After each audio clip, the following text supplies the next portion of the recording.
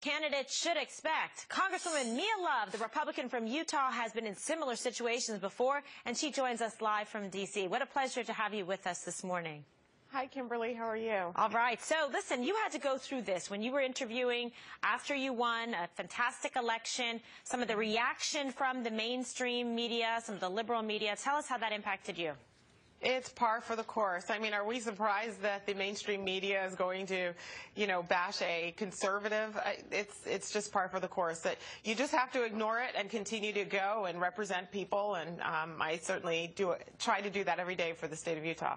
Well, we see with Senator Cruz that they're saying things that he is, a guy that is uncompromising conservative, that he is a person who has essentially radical ideas that will take this country backwards. How do you see it? I think the important thing for us to focus is not on the who, but the what.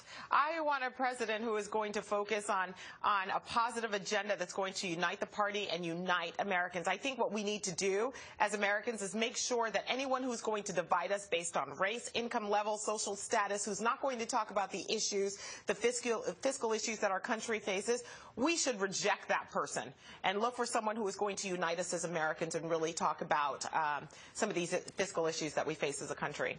There's some important points here with his candidacy and those of other minority candidates. Here we have tremendous diversity, tremendous opportunity in this country. You have people stepping out as stars in the GOP, like yourself, a woman, an African-American, coming forward, representing those principles, loving this country. We see that with Senator Cruz as well. Why can't we celebrate that and point out and highlight the positive aspects of that achievement and that growth? It's really interesting. There was an interview with CNN a few days ago where Stephen A. Smith from ESPN urged black Americans to start voting GOP. And I think when he starts talking about those things, we should start listening.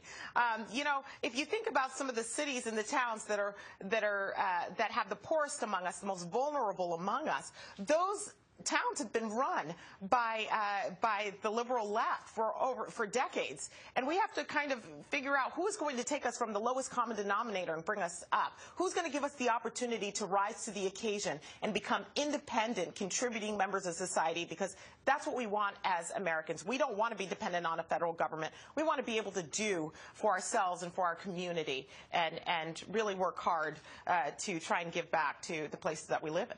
Absolutely. There's tremendous opportunity out there, and we want to give people a hand out to help them move forward, to create more vibrant economic communities, and why not give the GOP a chance, because the other side has had their chance to do it as well. All right, Mila, what a pleasure. Thank you so much. Thank you.